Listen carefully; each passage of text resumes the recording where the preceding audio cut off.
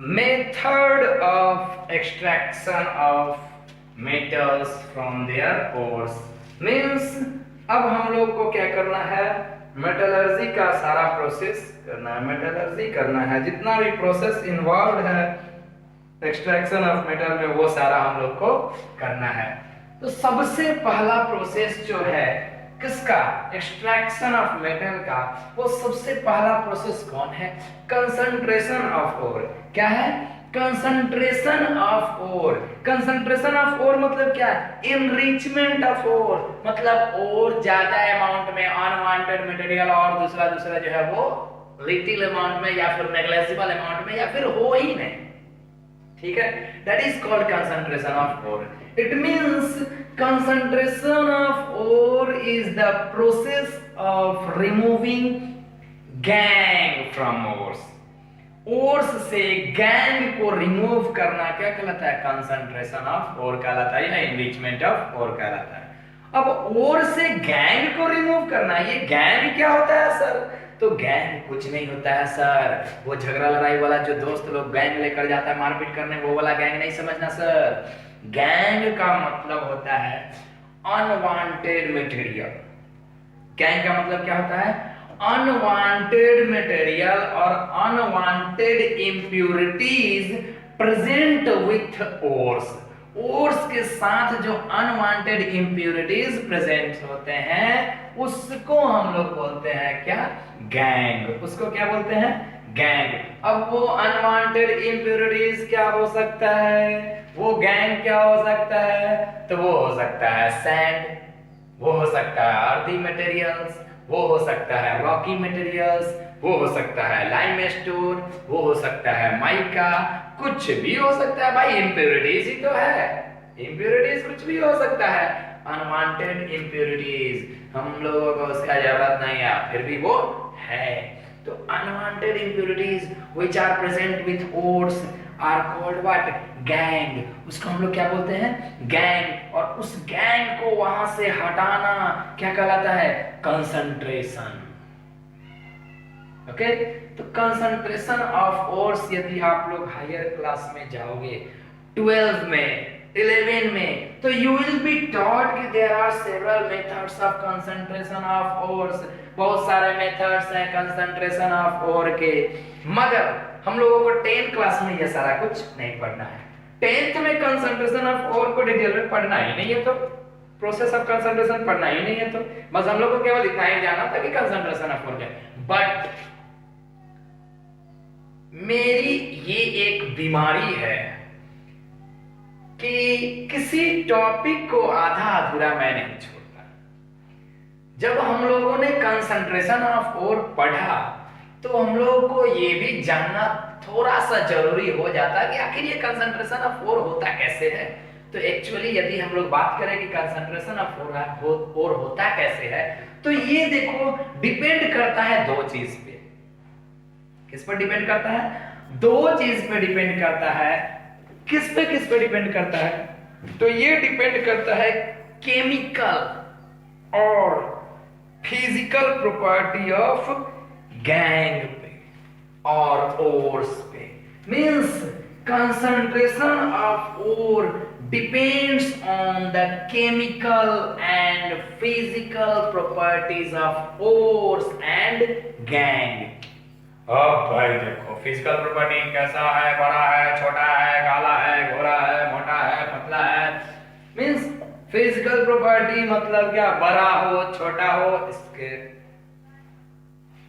Chemical property मतलब किसके साथ रिएक्ट कर सकता है, किसके साथ नहीं रिएक्ट करता है, वगैरह वगैरह, ये सब प्रोसेस।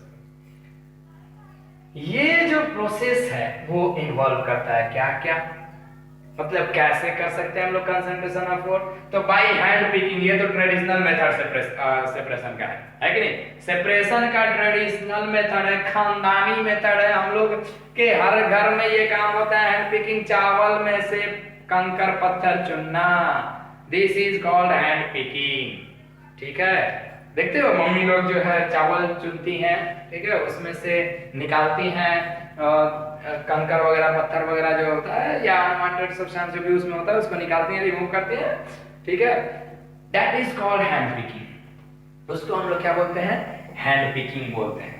उसके बाद देखो magnetic separation. Magnetic separation is also a method for used for the concentration of ore. This method includes the separation of magnetic material and non-magnetic material present in the ores. अब मान लो कि ores में कुछ magnetic material present है, मान लो कि ores में non magnetic भी है, तो मैग्नेट के हेल्प से हम लोग क्या करेंगे, जितने भी मैग्नेटिक मटेरियल्स होंगे उसको आसानी से अट्रैक्ट कर लेंगे कि नहीं। मैग्नेट अट्रैक्ट करेगा ना मैग्नेटिक मटेरियल को, कर लेगा भाई, सिंपल करेगा, इसमें कंफ्यूज होने की बात नहीं है। मैग्नेटिक मटेरियल जो भी होगा उसको मैग्नेट अट्रैक्ट करेगा, तो अट्रैक्ट कर लिया। नॉन मैग्नेटिक मटेरियल का मैग्नेटिक मटेरियल अलग हो गया ना सेपरेशन। अब जो है इंप्योरिटीज जो है, जो भी मैग्नेटिक इंप्योरिटीज होगा वो सब अलग लो, गैंग साहब निकल गए, और निकल गए तो फिर कंसंट्रेटेड और मिल गया। उसके बाद क्या, फ्रोथ फ्लोटेशन। कौन सा मेथड, फ्रोथ फ्लोटेशन। ये बहुत ही इजी टॉपिक है, ये बहुत इजी वर्ड है, सुनने में हार्ड लग रहा है।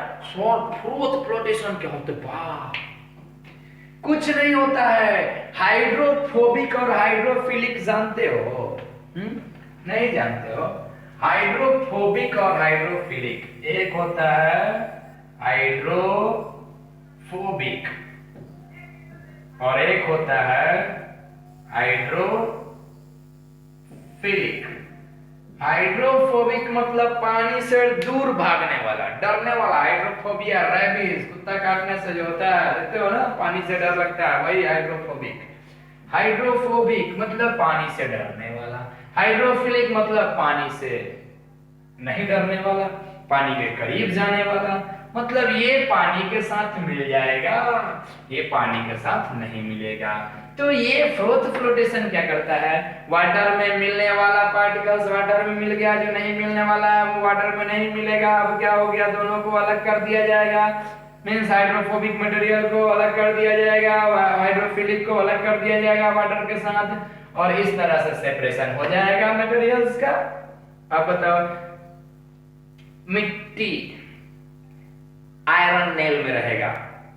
आयरन नेल जानते हो ना, कील, काटी काटी, काटी को कीचड़ में डाल दो, फिर लेकर आओ पानी में डाल दो, आयरन तो पानी के साथ नहीं मिलेगा, बेटर यू नो, है कि नहीं।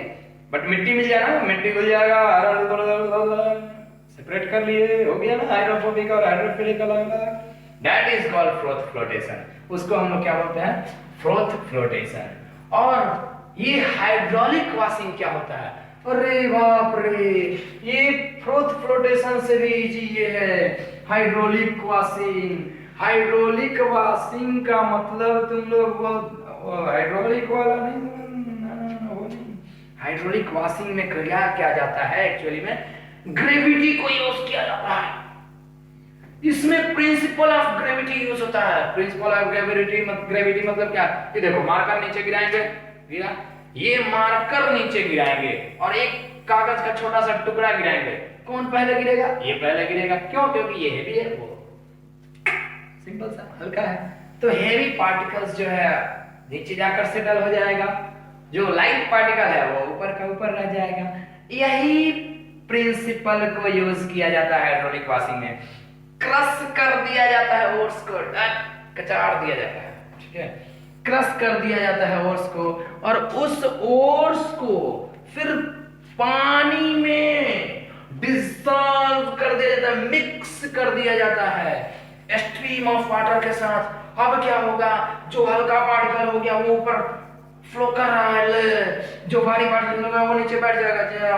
अब अलग अलग हो गया ना, लाइटर पार्टिकल हैवी पार्टिकल, दोनों को हटा लो, अलग कर लो, अब तुम्हारे हाथ में है। मतलब सेपरेशन हो गया, कंसंट्रेशन ऑफ और तुम लोग कर लिए, बस इतना ही करना था हम लोगों को, इससे ज्यादा नहीं। अब देखो, जब हम लोगों को कंसंट्रेटेड ओर मिल गया, जब हम लोगों ने कंसंट्रेशन ऑफ ओर कर लिया, तो अब आ गया क्या हम लोगों का, तो अब हम लोगों को करना है conversion of concentrated ore into metal. मतलब ये जो कंसंट्रेटेड ओर मिलेगा हम लोग को, उसको किस चीज में कन्वर्ट करेंगे, मेटल में कन्वर्ट करेंगे। मतलब अब इसमें से हम लोग क्या निकालेंगे, मेटल निकालेंगे। तो ये कन्वर्जन ऑफ कंसंट्रेटेड और इनटू मेटल को करने का भी 3 मेथड, वो डिपेंड करेगा on the basis of reactivity of metal. वो मेटल कितना रिएक्टिव है उस पर डिपेंड करेगा कि उसको किस तरह कन्वर्ट किया जाए। अब हाईली रिएक्टिव है तो उसको अलग प्रोसेस द्वारा कन्वर्ट किया जाएगा मेटल में। मॉडरेट रिएक्टिव मेटल है और में तो उसको अलग प्रोसेस द्वारा किया जाएगा। लिस्ट रिएक्टिव है उसको अलग प्रोसेस द्वारा किया जाएगा। वो हम लोग 1 बाय 1 देखेंगे।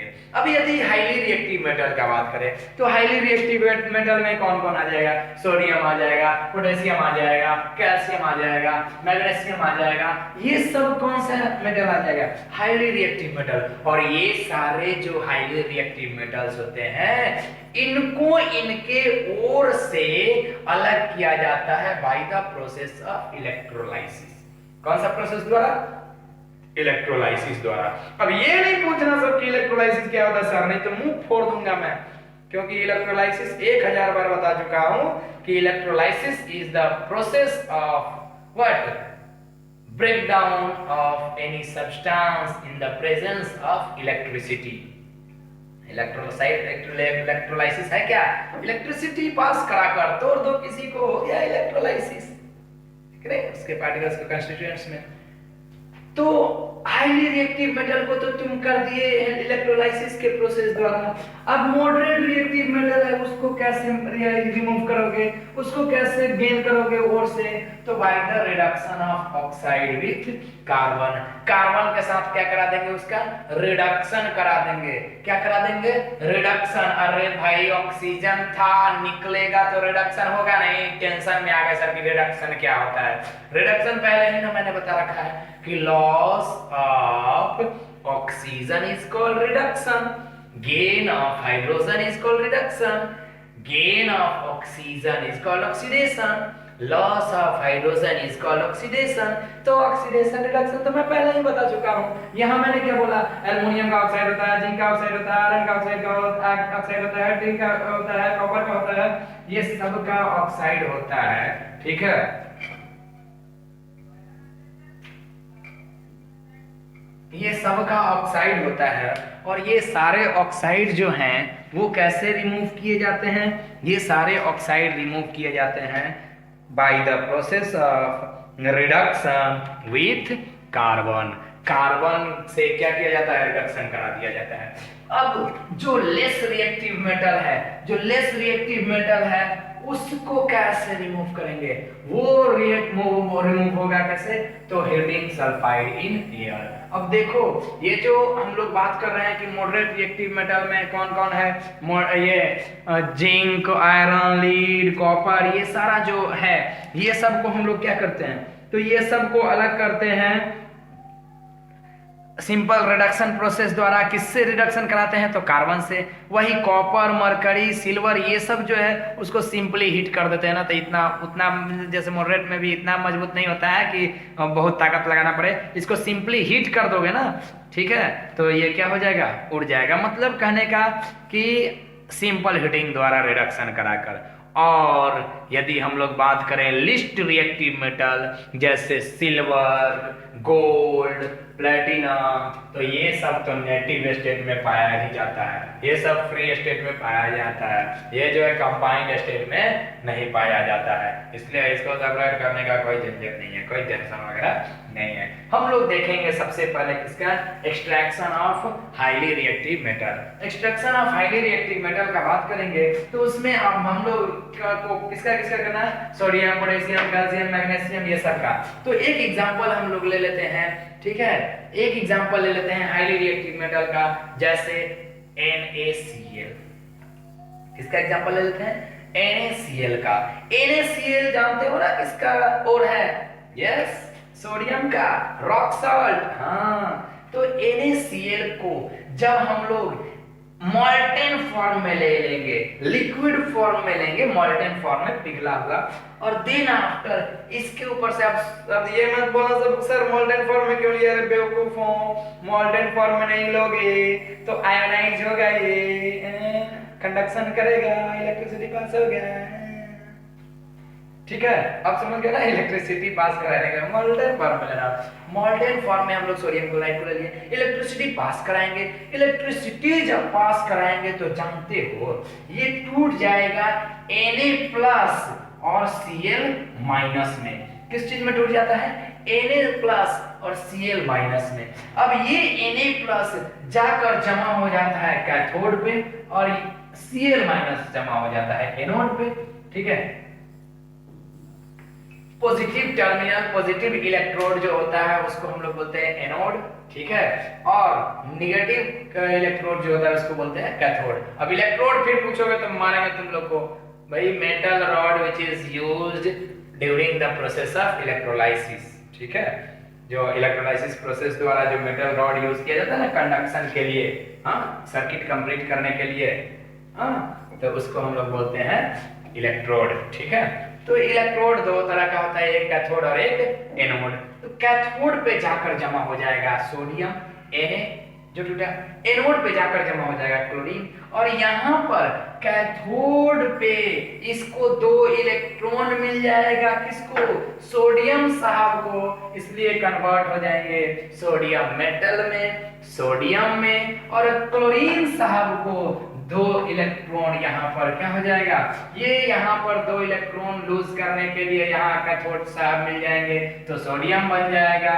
ठीक है, और यहाँ पर ये क्या कर लेगा, एनोड पे आएगा, एनोड से क्या हो जाएगा, ये रेड्यूस होकर गेन ऑफ इलेक्ट्रॉन करेगा। ठीक है, तो ये क्या हो जाएगा, यहाँ पर Cl2 में कन्वर्ट हो जाएगा। ठीक है, मतलब कहने का कि ये आकर कैथोड पे सोडियम जो है आकर कैथोड पे सोडियम आयन जो है कैथोड पे क्या हो जाएगा, सोडियम मेटल में कन्वर्ट हो जाएगा, और क्लोरीन आयन जो है वो क्या हो जाएगा, कन्वर्ट हो जाएगा किस चीज में, क्लोरीन गैस में। ओके, तो यहां तक क्लियर, यहां तक कोई डाउट नहीं किसी को? ओके, तो मे I proceed now.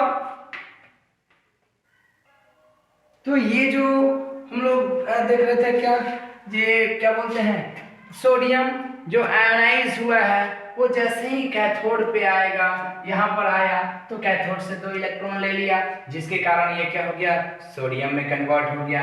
Chlorine ion वो जैसे ही एनोड पे आया, इसको 2 इलेक्ट्रॉन क्या कर दिया, ये दे दिया। 2 इलेक्ट्रॉन इसके पास एक्स्ट्रा था ना, आयन के फॉर्म में आ गया था तो दिया था किसी से, हाँ, तो उस केस में यहाँ पर जैसे आया तो 2 इलेक्ट्रॉन इसको देने के लायक हो गया, दे दिया, और दे दिया तो फिर क्लोरीन गैस में कन्वर्ट हो गया। अब हम लोग देखेंगे केवल नॉट ओनली सोडियम का ही और से पोटेशियम का और KCl वही होगा, KCl क्या होगा, ऐसे KCl इलेक्ट्रोलाइसिस कराएंगे पोटेशियम क्लोराइड का मोल्टेन फॉर्म, तो टूट जाएगा किस चीज में, K+ Cl-। ठीक है, एनोड पे जाकर जमा हो जाएगा क्लोरीन, कैथोड पे जाकर जमा हो जाएगा कौन, पोटेशियम। ठीक उसी तरह कैल्शियम का क्लोराइड होता है, कैल्शियम का, और उससे हम लोग कैल्शियम निकालते हैं, Ca2+ जमा हो जाएगा जाकर कैथोड पे, Cl- डिपॉजिट हो जाएगा जाकर एनोड पे।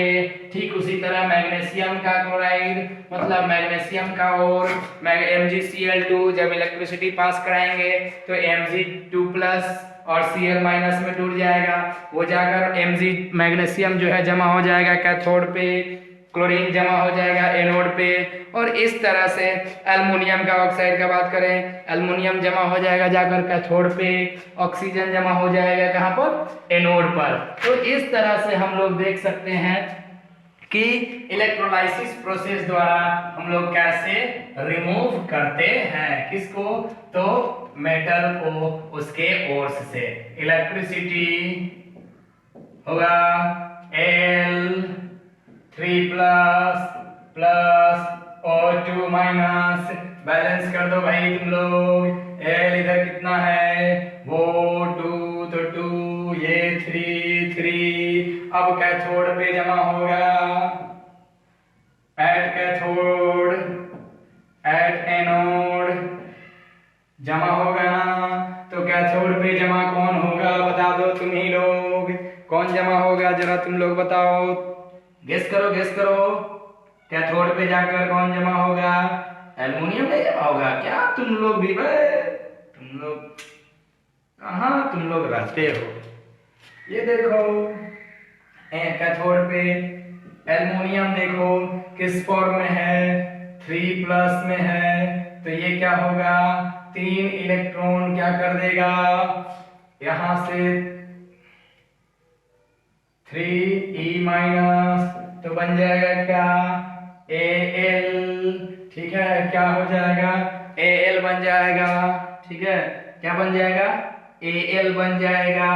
अब देखो क्या करोगे, अब करोगे एनोड पे कौन आएगा, एनोड पे ऑक्सीजन आएगा ना, कौन आएगा, ऑक्सीजन आएगा। तो ऑक्सीजन को कर दो 2, ऑक्सीजन क्या है 2 इलेक्ट्रॉन कितना, तो 4 इलेक्ट्रॉन होगा, 2 ऑक्सीजन, तो 1 ऑक्सीजन पर 2 इलेक्ट्रॉन, तो 2 ऑक्सीजन पे 4 बन जाएगा किस चीज, क्या O2, वो सॉलिड, ये गैस। कितना सिंपल सा बात है कि नहीं। क्या हार्ड लग रहा है तुम लोगों को, हार्ड लग रहा है थोड़ा सा भी, हाँ बोलो, थोड़ा सा भी हार्ड लग रहा है तो बता दो तुम लोग, हाँ नहीं ना हार्ड लग रहा है। अब देखो यहाँ मैंने आयोनाइज कर दिया था, तो अब तुम लोग ये कर लो, ओके Al+O2, अब ये 2 है ये 3 है, तो इसको 3O2, जैसे ही 3O2 करोगे तो यहाँ 2O करना होगा, 2 जैसे ही करोगे तो एल्युमिनियम 4 हो गया, तो बैलेंसिंग कर दिए हम लोग, स्वाहा। और इस तरह से हम लोग जो हाईली रिएक्टिव मेटल्स हैं उसको हम लोगों ने क्या कर लिया, एक्सट्रैक्ट कर लिया। अब हम लोगों को एक्सट्रैक्ट करना है मॉडरेट रिएक्टिव मेटल्स। तो अब हम लोग देख लेते हैं कि कैसे हम लोग एक्सट्रैक्शन करेंगे, कैसे रिमूवल करेंगे किसको, मॉडरेट रिएक्टिव मेटल्स को उसके ओर्स से। मॉडरेट रिएक्टिव मेटल्स को जब उसके ओर से सेपरेट करेंगे हम लोग, तो एक चीज ध्यान देना होगा कि मॉडरेट रिएक्टिव मेटल्स जो है वो ऑक्साइड के फॉर्म में भी प्रेजेंट रहते हैं, सल्फाइड के फॉर्म में भी प्रेजेंट रहते हैं, और कार्बोनेट के फॉर्म में भी। मतलब कार्बोनेट और भी होता है, सल्फाइड और भी होता है, ऑक्साइड और भी होता है, सारा होता है। तो देखो जो ऑक्साइड और है उसको तो सिंपली रिडक्शन द्वारा हम लोग अलग कर सकते हैं, रिडक्शन कराकर, मतलब उसमें से ऑक्सीजन रिमूव करवा देंगे, ठीक है। मगर जो सल्फाइड और है, मगर जो कार्बोनेट और है, उसको तो सिंपल रिडक्शन द्वारा नहीं हटाया जा सकता है कि नहीं। तो उसके लिए क्या करेंगे, तो उसके लिए हम लोग फिर एक नया प्रोसेस करते हैं। जो कार्बोनेट और होता है उसको क्या करते हैं, तो कैल्सिनेशन के प्रोसेस द्वारा पहले ऑक्साइड में कन्वर्ट करते हैं। पहले किस चीज में कन्वर्ट करते हैं, ऑक्साइड में कन्वर्ट करते हैं, फिर ऑक्साइड को कर देंगे रिडक्शन प्रोसेस द्वारा। जो सल्फाइड और होता है उसको रोस्टिंग के प्रोसेस द्वारा क्या करते हैं, पहले ऑक्साइड में कन्वर्ट करते हैं, फिर ऑक्साइड को कर देंगे रिडक्शन के द्वारा, है कि नहीं सिंपल। तो पहले तो ये जानना होगा ना कि रिडक्शन क्या कर रहे हैं सर। तो रिडक्शन तो मैं 1 लाख बार बता चुका हूं तुम लोग को कि रिमूवल ऑफ ऑक्सीजन, लेकिन ऑक्साइड से ऑक्सीजन हटा दो, रिडक्शन हो गया। मगर कैल्सिनेशन मैं नहीं बताया हूं। कैल्सिनेशन एक्चुअली क्या होता है, कैल्सिनेशन का मतलब होता है प्रोसेस ऑफ हीटिंग कार्बोनेट और, कौन सा और, कार्बोनेट और को हीट करना, किसको, किस जगह से, तो स्ट्रांगली। ये तो कार्बोनेट और है, दैट्स व्हाई ये मैंने लिखा है कैल्सिनेशन हीटिंग स्ट्रांगली। किसको हीटिंग कर स्ट्रांगली, तो कार्बोनेट और को। तो हीटिंग स्ट्रांगली किसको, कार्बोनेट और, इन the absence of air, air नहीं रहेगा मतलब ऑक्सीजन नहीं रहेगा, एब्सेंस ऑफ एयर में कार्बोनेट और को स्ट्रांगली हीट करने का प्रोसेस क्या कहलाता है, calcination. To convert it into oxide, मतलब कार्बोनेट और को ऑक्साइड में कन्वर्ट करने का प्रोसेस कैसे, तो by strong heating in the absence of air, that is called calcination. उसको हम लोग क्या बोलते हैं, कैल्सिनेशन। देखो एग्जांपल मैंने बताया, जिंक का कार्बोनेट ZnCO3, ये क्या है, कार्बोनेट और है। ZnCO3 क्या है, कार्बोनेट और है। इस कार्बोनेट और को जब हम लोग क्या करेंगे, कैल्सिनेशन करा रहे हैं, क्या करा रहे हैं? कैल्सिनेशन करा रहे हैं। तो जब कैल्सिनेशन कराएंगे कार्बोनेट ओर का, तो ये क्या होगा? Zinc carbonate in the absence of air में स्ट्रॉन्ग हीटिंग करा रहे हैं, टूट जा रहा है किस चीज में? ZnO plus CO2। इस भाई साहब से तो हम लोग को कोई मतलब ही नहीं, उड़ा दीजिए। अरे अरे उसका झंझट रही हम लोग को जरूरत किससे है? ये ना इसको उठा कर कराइए। ZnO जो हम लोग को मिला, ऑक्साइड हो गया ना? हो गया कि नहीं जी ऑक्साइड? हाँ, conversion of carbonate into oxide हो गया ना? हो गया।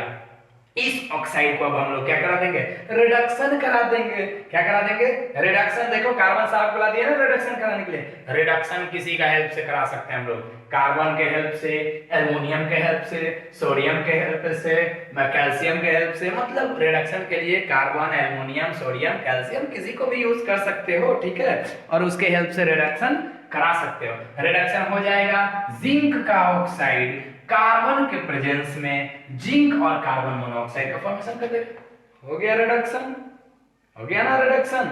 और रिडक्शन हो गया तो अब मिल गया हम लोग को क्या? यही ना चाहिए था। इतना सारा ड्रामा हम लोग स्टार्टिंग से करते आ रहे हैं किसके लिए? यही बेवकूफ को ना निकालने के लिए। निकल गया। अब देखो इसी में कैल्सिनेशन के बाद हम लोग क्या देख रहे हैं? रोस्टिंग। कैल्सिनेशन के बाद क्या है हम लोग का? रोस्टिंग है। रोस्टिंग का मतलब क्या होता है? तो हीटिंग सल्फाइड और strongly in the presence of oxygen. यहां in the absence of oxygen था, वहां in the presence of oxygen. Heat तो कर ही रहे हैं भैया, हीट तो कर ही रहे हैं। इसको भी हीट ही कर रहे थे, उसको भी हीट ही कर रहे थे। हीट तो दोनों को कर रहे हैं स्ट्रांगली, मगर एक को इन the presence of oxygen heat कर रहे हैं, एक को इन the absence of oxygen heat कर रहे हैं। मतलब कहने का कि सल्फाइड ओर को इन the presence of oxygen strongly heat करते हैं, तो वो सल्फाइड ओर कन्वर्ट हो जाता है किस चीज में? ऑक्साइड में। और देन आफ्टर फिर रिडक्शन कराते हैं कार्बन का यूज करके, या फिर एल्युमिनियम का यूज करके, या फिर सोडियम का यूज करके, या फिर कैल्शियम का यूज करके रिडक्शन कराते हैं। और रिडक्शन करा के हम लोग को मिल जाता है फिर मेटल। अब इसमें भी ध्यान देने वाला बात है।